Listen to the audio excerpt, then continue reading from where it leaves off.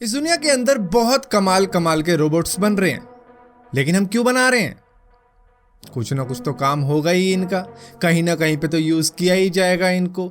एक टाइम तो ऐसा आएगा जब इंसानों का काम यही रोबोट्स कर रहे होंगे। और इसी के साथ साथ कुछ काम ऐसे भी होते हैं जो छुपे रुस्तम रोबोट्स करते हैं, जिनको हम स्पाई रोबोट्स भी कह सकते हैं, जो मिलिट्री वाले यूज़ कर सकते हैं या फिर डिटेक्टिव यूज़ कर सकते हैं। और इसी तरीके के कई ऐसे रोबोट्स हैं जो कि कमाल के हैं, जिनके बारे में कोई बात ही नहीं करता। लेकिन मेरा नाम है पार्थ शर्मा, आप देख रहे हो देखो इसको। आशा करता हूँ आज के दिन आपको बहुत अच्छा बीत रहा होगा।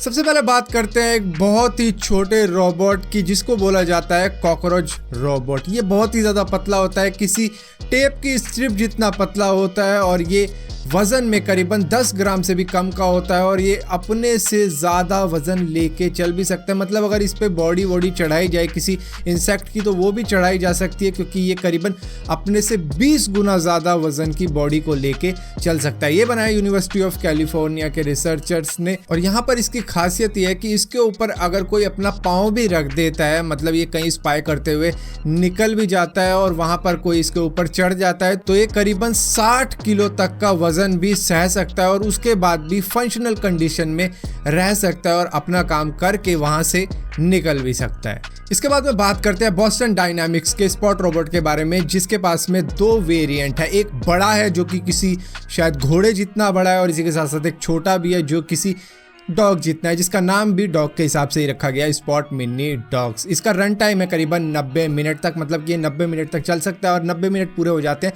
तो आप इसकी बैटरी भी रिप्लेस कर सकते हो, जिससे और 90 मिनट चल जाएगा। ये करीबन 144 kg का वेट कैरी कर सकता है। और इसी के साथ साथ इसमें कैमरे इस ढंग से लगाए गए हैं कि ये करीबन 360 डिग्री तक देख सकता है कि उसके आसपास में क्या चीज़ है, और उसके हिसाब से अपना रास्ता बना सकता है। अगर इसके सामने कोई ऑब्स्टिकल आ जाता है तो उस हिसाब से ही देख लेता है कि मुझे किस तरीके से निकलना है। मान लो कोई इंसान इसके सामने खड़ा हो जाता है और वो इसको रास्ता नहीं देता है, तो वो उसको भी एक ऑब्स्टिकल समझता है और अपना रास्ता कहीं और से बना लेता है। इसके सामने कोई लकड़ी पड़ी है, कोई पेड़ पड़ा है कटा हुआ, तो उस हिसाब से ये उसके ऊपर से निकल जाता है। मतलब इसके अंदर खुद का एक दिमाग है जो उस हिसाब से काम करता है, जिस हिसाब से ऑब्स्टिकल इसके सामने पड़े हैं। और इसी के साथ साथ ये मुश्किल जगहों पर भी चला जाता है, जैसे कि माउंटेन क्लाइंबिंग के लिए। इसका खुद का API है जो कि फुल्ली प्रोग्रामेबल है, उसको आप अपने हिसाब से भी प्रोग्राम कर सकते हो। और इसमें कई तरीके के ऐड ऑन भी आप ऐड कर सकते हो, जैसे कि एक फुल्ली प्रोग्रामेबल हैंड, या फिर कोई टॉर्च, या फिर कोई स्पीकर, या फिर कई तरीके की चीजें। मान लो कहीं पर इसे मिलिट्री के अंदर यूज किया जा रहा है, तो वहां पर तो इसके ऊपर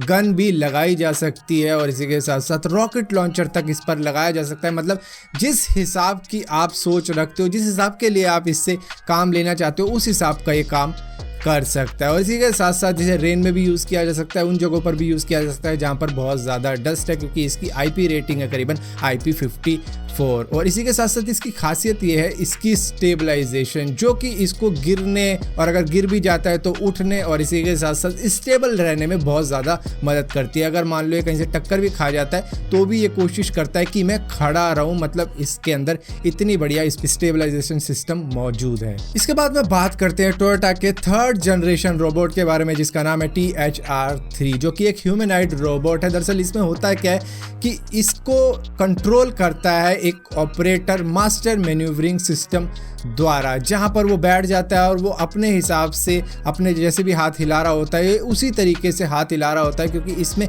इतने सारे जॉइंट लगाए गए हैं ताकि ये एग्जैक्टली वही मूवमेंट कर पाए जो कि वो इंसान कर रहा है मैन्यूवरिंग सिस्टम में बैठकर। जहां पर कई सारे मॉड्यूल होते हैं, वो उन जॉइंट्स को सिग्नल भेजते हैं कि ये जॉइंट इस तरीके से कर रहे हैं तो तू भी इसी तरीके से कर, जिससे THR3 रोबोट वही सारी हरकतें कर रहा होता है। तो बेसिकली इसको कंट्रोल कर रहा होता है इसका ऑपरेटर। और इसी के साथ साथ ऑपरेटर के पास में होता है VR यानी कि virtual reality head mount display system, जिसके जरिए वो देख पाता है कि रोबोट क्या देख रहा है और वो उसी हिसाब से उसके हाथ पांव हिला सकता है और उससे उस तरीके के काम ले सकता है। सो बेसिकली ये रोबोट काम में आ सकता है उन जगहों पर जहाँ पर कोई परफॉर्मेंस होनी हो डांस की, तो ये वहाँ पर काम कर सकता है। या फिर किसी को कोई एक्शन समझाना हो, जैसे कि कुंग फू की ट्रेनिंग चल रही हो, तो ये वहाँ पर वो सारे बेसिक स्टेप करके दिखा सकता है, जो कि पहले से ही फीड कर दिए गए हैं इसके अंदर। और इसके बाद में बात करते हैं एक और बार बोस्टन डायनामिक्स के एक और रोबोट के बारे में, जिसका नाम है एटलस रोबोट, जो कि पार्कोर भी कर सकता है और इसकी मूवमेंट काफ़ी ज़्यादा फ्लूइड है। ये जंप भी मार सकता है, बैक फ्लिप भी कर सकता है और पार्कोर में जो भी चीज़ें आती है वो ज़्यादातर चीज़ें ये कर जाता है, क्योंकि इसकी खासियत है इंसानों की मूवमेंट को कॉपी करना। इसका एआई जो है, मतलब कि आर्टिफिशियल इंटेलिजेंस, इसको यही चीज़ें सिखाता है। सो बेसिकली कहने का मतलब ये है कि ये अब तक का सबसे एडवांस रोबोट है जो पार्कोर भी कर सकता है। और इसी के साथ साथ होंडा का भी एक अजीमो नाम का रोबोट है, जो कि मेरे हिसाब से इतना ज़्यादा एडवांस नहीं है। ठीक है, वो कई सारी चीज़ें कर लेता है, लेकिन जो खासियत इसमें है वो दूर दूर तक उसमें अभी तक ऐड नहीं की गई है। तो इसी वजह से उसके बारे में ज़्यादा नहीं जानते हुए हम इस वीडियो को यहीं ख़त्म कर देते हैं। और इसी के साथ साथ आपके कई सारे सवाल होंगे कि आपने वो रोबोट के बारे में बात नहीं करी, उस रोबोट के बारे में बात नहीं करी, जैसे कि सोफिया के बारे में कई लोग जानते हैं कि ये भी एक कमाल का रोबोट है जिसके अंदर फेशियल एक्सप्रेशन डाले गए हैं, लेकिन उसके बारे में बात किसी और वीडियो में करेंगे, क्योंकि ये इतना कोई बढ़िया रोबोट नहीं है। उसका रीज़न भी मैं उसी वीडियो में बताऊंगा। तो फिलहाल के लिए इस वीडियो को यहीं ख़त्म करते हैं। अगर आपको वीडियो पसंद आई हो तो इसको लाइक ज़रूर करना, शेयर ज़रूर करना, और इसी तरीके की और भी वीडियो जानने के लिए इस चैनल को सब्सक्राइब ज़रूर करना। और सब्सक्राइब किया है तो बेल का आइकन ज़रूर दबाना, वरना आपको मालूम भी नहीं चलेगा कि मैंने कोई वीडियो डाली भी है।